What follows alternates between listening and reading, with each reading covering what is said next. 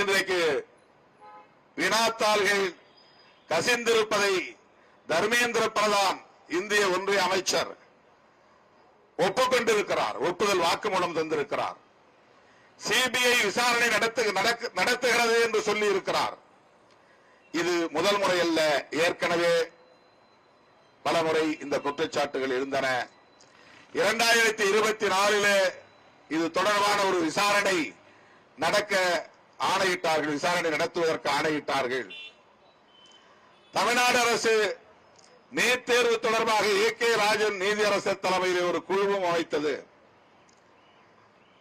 இப்படியெல்லாம் நீட் தேர்வுக்கு எதிரான நிலைமைகள்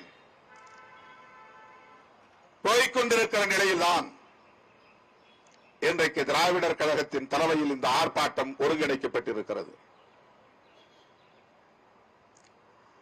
திராவிடர் கழகம் அனைத்து கட்சிகளுக்கும் ஒரு தாய் கழகமாக தமிழகத்தில் இயங்கிக் கொண்டிருக்கிறது என்பதை நாம் அறிவோம்.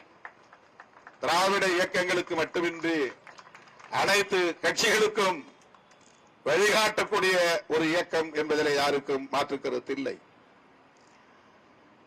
அதன் அடிப்படையில் இன்றைக்கு திராவிடர் கழகம் ஒருங்கிணைத்திருக்கிற இந்த ஆர்ப்பாட்டத்தில் அனைத்து கட்சியினரும் நாம் பங்கேற்றிருக்கிறோம்.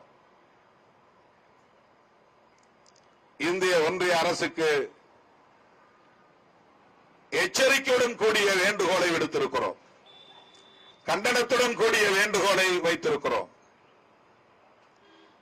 இந்திய அளவில் இதனை முற்றாக கைவிட வேண்டும். மாநில அரசுகளுக்கு இந்த அதிகாரத்தை தர வேண்டும். கடந்த காலங்களில் மருத்துவ கல்விக்கான நுழைவுத் தேர்வை மாநில அரசுகளே நடத்தி மாணவர்கள் சேர்க்கையை வெற்றிகரமாக நடத்தி இருக்கின்றன. ஆனால் அதன் பிறகு கலைஞருடைய ஆட்சி காலத்தில்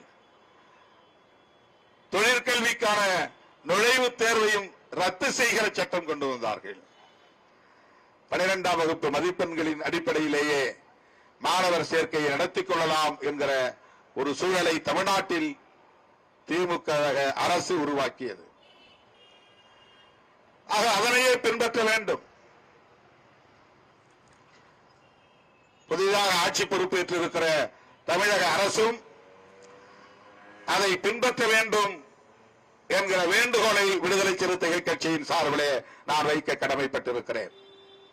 தமிழ்நாட்டு மாணவர்களின் நலன் மட்டுமல்ல, இந்தியா முழுவதும் லட்சக்கணக்கான மாணவர்களின் நலன்களை கருத்தில் கொண்டு இதனை நாம் முன்னெடுக்க வேண்டும். பிற மாநிலங்களில் எதற்கான விழிப்புணர்வையும் நாம் ஏற்படுத்த வேண்டும். நீட் தேர்வுக்கான விழிப்புணர்வை பிற மாநில ஜனநாயக சக்திகளை ஒருங்கிணைத்து அணிதிரட்ட வேண்டிய தேவை இருக்கிறது. திராவிடர் கழகம் அத்தகைய முன்னெடுப்பையும் செய்ய வேண்டும். முதலில் தென்னிந்திய அளவிலாவது அத்தகைய முன்னெடுப்பை